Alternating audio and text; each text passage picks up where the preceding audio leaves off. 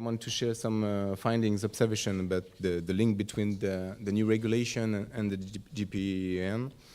And so in the last few years, DPS have experimented with different kinds of enforcement cooperation in the European context or through the GPEN. And in doing so, they showed their capacity to coordinate their effort. And it also shows us that whatever the cooperation models are, each time we work collectively on a global scale, it results in improvements, sometimes tiny and sometimes significant, but there is always an improvement at the European or international level.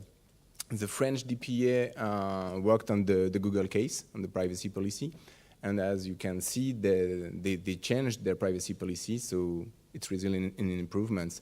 We also worked with our Belgian colleague on the Facebook case, and as you can see, and perhaps you have seen it on the homepage of Facebook, they recently introduced a new information notice, and whatever they can say, it's I think directly linked to our action. But beyond the impact of these actions have on privacy protection, they also affect the way DPS work and develop their strategy. So what are the other lessons learned from these experiences? I think that firstly, the joint operations enables us to have a better understanding of our partners, which is very important, of their procedure and constraints. Secondly, they allow us to identify our Achilles heel.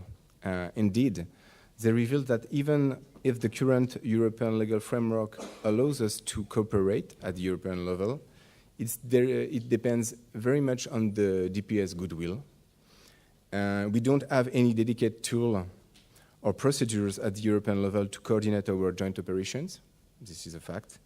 And there is no real governing body in charge of harmonizing the enforcement action or decisions issued.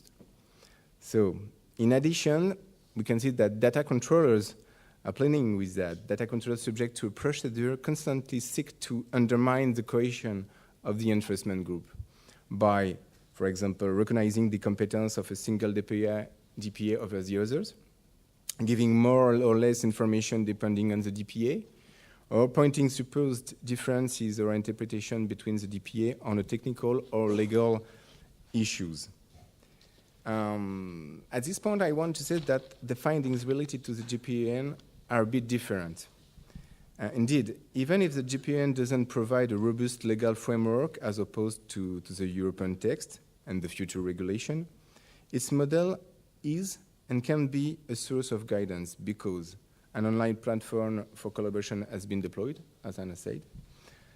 Guidelines and procedures related to the cross-border cooperation have been circulated, and countries have more flexibility in interpreting and applying the rules. So it can be a key for the future, and this is for the past. Now, what is our vision for the future? We can notice that the GDPR, the new regulation, imposes integrated cooperation between European member states, but also improve cooperation beyond the borders of the EU. We can also see that cooperation between member states has now been established. The DPA's role and relationship with controllers have already been set. And in the same way, the consistency mechanism will guarantee a harmonized interpretation of the regulation and also ensure its application even in matters of enforcement, which is very new for the European. And lastly, in order to complete the legal framework, we are working within the Article 29 Working Party to develop the future tools and procedures of cooperation. Tomorrow, I will be in Brussels and discussing and working with my colleagues on new tools, procedures, and in order to interpret and to understand and to have a common understanding of the regulation, and this is the big issue.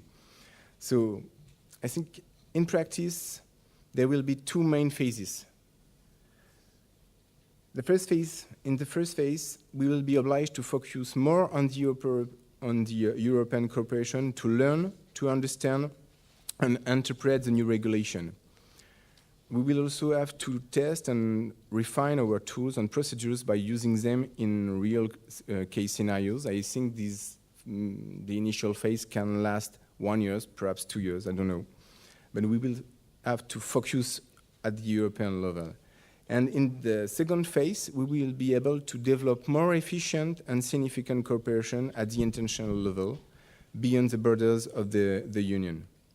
And thanks to the experience gained at the European level, we will be in position to combine our new processes and tools with existing laws on a larger scale. For example, organizing the sharing of information and the combination between the European platform and the GPEN platform.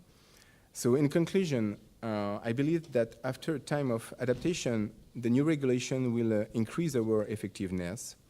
And I can see a brighter, more cooperative future because firstly, the GDPR, the new regulation, imposes it, and secondly, because the digital economy needs it. I think it's just a question of time.